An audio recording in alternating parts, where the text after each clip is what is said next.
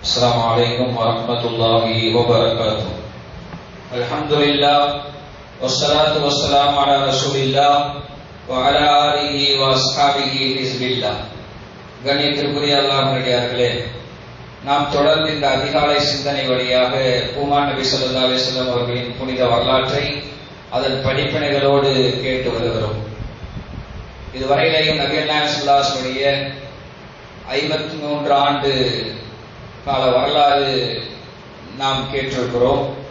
நபிகள் நாயகம் ஸல்லல்லாஹு அலைஹி வஸல்லம் மக்காவின் வாழ்க்கை 53 ஆண்டு காலம் அவருடைய வாழ்க்கை வரலாற்றை நாம் ஓரளவுக்கு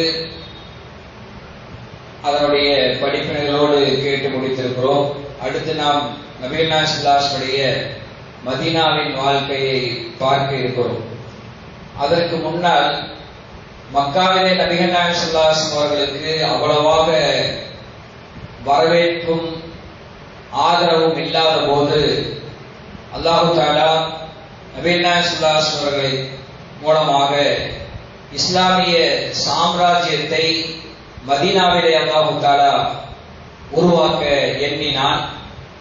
அதன் காரணமாக நபிகள் நாயகம் ஸல்லல்லாஹு அலைஹி வஸல்லம் அவர்கள் மக்காவிலிருந்து மதீனாவுக்கு செல்வதற்கு முன்னால் அங்கே ஒரு இஸ்லாமிய சூழல் உருவாகிற விதத்திலே அல்லாஹ் தஆலா அவருடைய வாழ்க்கையை அமைத்துக் கொடுத்தார். அதனால்தான் நபிகள் நாயகம் ஸல்லல்லாஹு அலைஹி வஸல்லம் அவர்களை ஆரம்பத்தில் ஒரு 6 நபர்கள் மதீனாவிலிருந்து வந்து அவர்களை இடத்திலே கைபிடித்து உடன்படிக்கை செய்து இஸ்லாத்தை ஏற்றுக்கொண்டார்கள். அந்த 2 பேரை பற்றியும் அங்கே எப்படி அவர்கள் மாற்றத்தை ஏற்படுத்தினார்கள் என்பதை பற்றியும் நாம் சுருக்கமாக தெரிந்து கொண்டு அடுத்து அதற்கு பிறகு நபிகள் நாயகம் ஸல்லல்லாஹு அலைஹி வஸல்லம் அந்த ஹிஜ்ரத் என்கிற மகத்தான பயணம் மக்காவிலிருந்து மதீனாவுக்கு பெருமானார் ஸல்லல்லாஹு அலைஹி வஸல்லம் அவர்கள் செல்வதற்காக எப்படியெல்லாம் திட்டமிட்டு பயணத்தை மேற்கொண்டார்கள் என்பது சம்பந்தமாக நாம் இன்ஷா அல்லாஹ் தொடர்ந்து பார்ப்போம். மரியாதைக்குரிய ஆரம்பமாக முதல் அகபா உடன்படிக்கை என்று நாம் பார்த்தோம். 6 நபர்கள் மதீனாவிலிருந்து வந்து ஹஜ்ஜினுடைய சமயத்திலே நபிகள் நாயகம் ஸல்லல்லாஹு அலைஹி வஸல்லம் அவர்களை சந்தித்து அவர்கள் இஸ்லாத்தை ஏற்றுக்கொண்டார்கள். அதிலே அஸ்அத் இப்னு ஸுராரா என்கிற இளைஞரும் இருந்தார். அவர்களோடு நபிகள் நாயகம் ஸல்லல்லாஹு அலைஹி வஸல்லம் அவர்கள் முஸ்அப் இப்னு உமைர் ரலியல்லாஹு அன்ஹு அவர்களை பிரச்சாரகராக நபிகள் நாயகம் ஸல்லல்லாஹு அலைஹி வஸல்லம் அவர்கள் மதீனாவுக்கு அனுப்பி வைத்தார்கள். இந்த அஸ்அத் இப்னு ஸுராரா ரலியல்லாஹு அன்ஹு அவர்கள் இருக்கிறார்களே, அவர்கள் முஸ்அப் இப்னு உமைர் ரலியல்லாஹு அன்ஹு அவர்களை தன்னுடைய வீட்டிலேயே தங்க வைக்கிறார். மக்காவிலிருந்து வந்த முஸ்அப் இப்னு உமைர் ரலியல்லாஹு அன்ஹு அவர்கள், இஸ்லாமிய பிரச்சாரத்திற்காக வந்த முஸ்அப் இப்னு உமைர் ரலியல்லாஹு அன்ஹு அவர்களை தன்னுடைய வீட்டிலேயே அவர் தங்க வைக்கிறார். முஸ்அப் இப்னு உமைர் ரலியல்லாஹு அன்ஹு அவர்கள் மார்க்கத்தை மதீனா மக்களுக்கு எடுத்து சொல்ல ஆரம்பிக்கிறார்.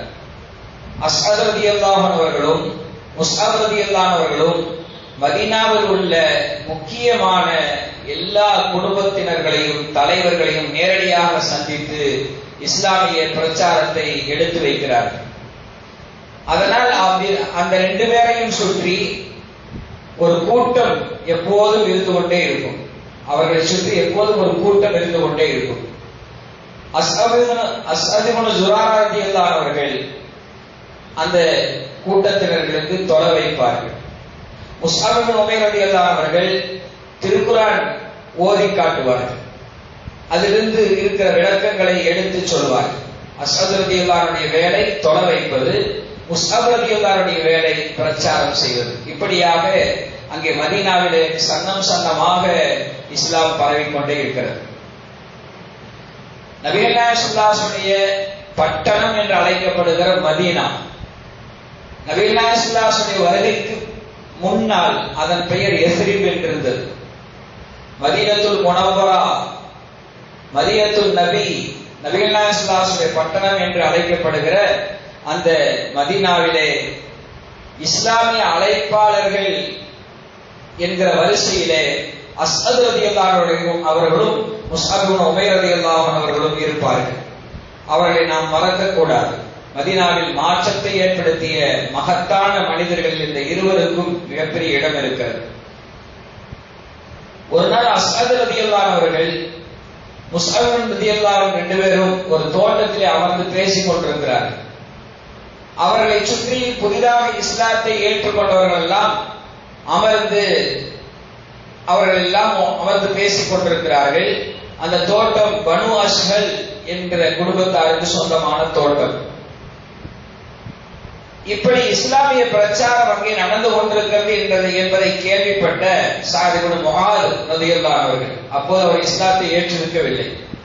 அதே போல உஸைத் இப்னு ஹுதைர் ரலியல்லாஹு அன்ஹு, ரெண்டு பேருக்கும் தெரிய வருகிறது. இப்படி ஒரு கூட்டம் உட்கார்ந்து பனு அஷ்ஹல் கூட்டத்திலே உட்கார்ந்து இஸ்லாமிய பிரச்சாரத்தை மேற்கொண்டு கொண்டிருக்கிறார்கள் என்கிற விஷயம் சஅத் இப்னு முஆத், உஸைத் இப்னு ஹுதைர் ரலியல்லாஹு அன்ஹு இந்த ரெண்டு பேருக்கும் தெரிய வருகிறது.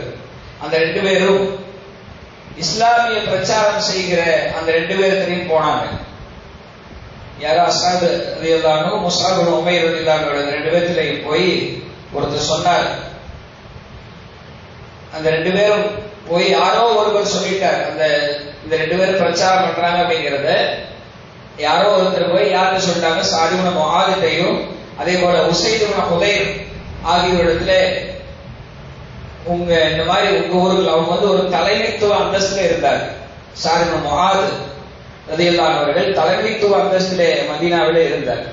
இப்படி ஊருக்குள்ளாக சில பேர் குழப்பத்தை ஏற்படுத்திக் கொண்டிருக்கிறார்கள். குறிப்பாக ரெண்டு பேர்கள் குழப்பத்தை ஏற்படுத்திக் கொண்டிருக்கிறார்கள் என்கிற விஷயத்தை அவர் யாரோ போய் ஒருத்தர் சொல்லிட்டார்.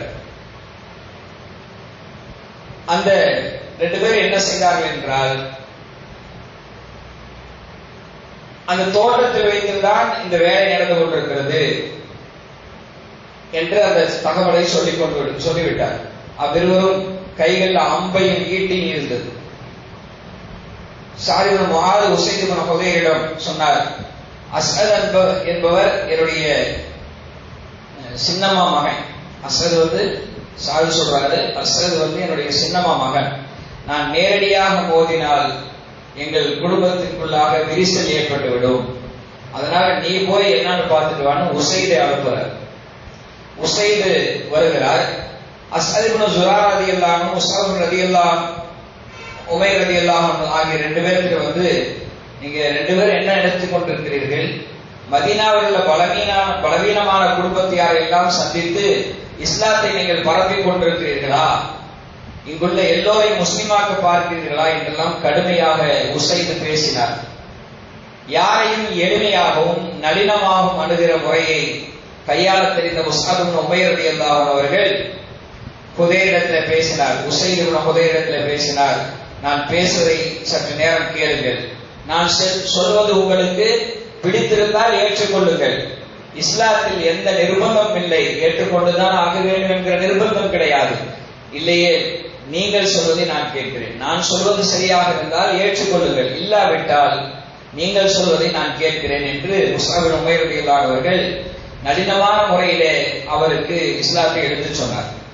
அவரும் சரின்னு ஒத்துக்கொண்டு தனது ஈட்டியை தரையிலே குத்தி நிற்க வைத்து விட்டு கீழே அமர்ந்தார். முஸ்அப் இப்னு உமைர் ரலியல்லாஹு அன்ஹு அவர்கள் அவரை அமர வைத்து பேசத் தொடங்கினார்கள்.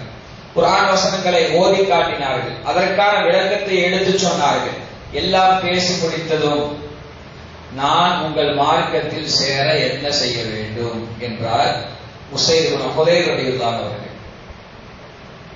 உஸைத் இப்னு ஹுதைர் ரலியல்லாஹு அன்ஹு அவர்கள், நான் இஸ்லாத்தை உங்களுடைய மார்க்கத்திலே சேர வேண்டுமானால் என்ன செய்ய வேண்டும் என்று கேட்டார். ஒரு சிறந்த மார்க்க அழைப்பாளர் என்பவர் என்ன செய்ய வேண்டும் என்றால், அவர் முதலில் திருக்குர்ஆன் வசனங்களை ஓதி அதற்கான பொருளையும் விளக்கத்தையும் எடுத்துச் சொல்ல வேண்டும். பிறகு நபிமொழிகளை எடுத்துச் சொல்ல வேண்டும். இப்படி செய்தால் நாம் செய்ய முடியாத, நம் பேச்சு செய்ய முடியாத மாற்றத்தை அது செய்யும் என்பதை இந்த நிகழ்வு நமக்கு எடுத்து காட்டுகிறது. சரி, நான் என்ன செய்யணும் இஸ்லாத்தில் செய்யணும்னா என்று அவர் கேட்டார். உஸைத் இப்னு ஹுதைர் ரலியல்லாஹு அன்ஹு அதற்கு அவர், நீங்கள் குளித்து விட்டு ஏகத்துவ கலிமாவை மொழிய வேண்டும், அவ்வளவுதான் என்று கூறினார். அவர் உடனே போய் குளித்தார். பின்னர் ஏகத்துவ கலிமாவை சொன்னார், முஸ்லிம் ஆகிவிட்டார். அதன் பின் 2 ரக்காத் தொழுதார். தொழுது விட்டுத்தான் தம்மை அனுப்பிய சஅத் இப்னு முஆத் ரலியல்லாஹு அன்ஹு போகிறார். இன்ஷா அல்லாஹ் வரலாற்றில் என்ன நடந்தது என்பதை நாம் தொடர்ந்து பார்ப்போம். அல்லாஹ் தஆலா நபிகள் நாயகம் ஸல்லல்லாஹு அலைஹி வஸல்லம் வரலாற்றை கேட்பதன் மூலமாக அதிலிருந்து கிடைக்கிற படிப்பினைகளை பின்பற்றி நடக்கூடிய நல்ல தௌஃபீக்கினை அல்லாஹ் தஆலா அனைவருக்கும் நல்குவானாக. ஆமீன். வாஹிரு தஅவானா அல்ஹம்துலில்லாஹி ரப்பில் ஆலமீன். வஸ்ஸலாமு அலைக்கும் வரஹ்மத்துல்லாஹி வபரகாத்துஹு. சுப்ஹானல்லாஹி வபிஹம்திஹி சுப்ஹானல்லாஹும்ம வபிஹம்திக நஷ்ஹது அல்லா இலாஹா இல்லா அன்த வனஸ்தக்ஃபிருக வனதூபு இலைக்.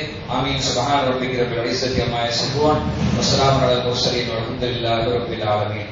ஸல்லல்லாஹு அலா முஹம்மது ஸல்லல்லாஹு அலைஹி வஸல்லம் ஸல்லல்லாஹு அலா முஹம்மது ஸல்லல்லாஹு அலைஹி வஸல்லம் ஸல்லல்லாஹு அலா முஹம்மது யா ரப்பி ஸல்லி அலைஹி வஸல்லம்.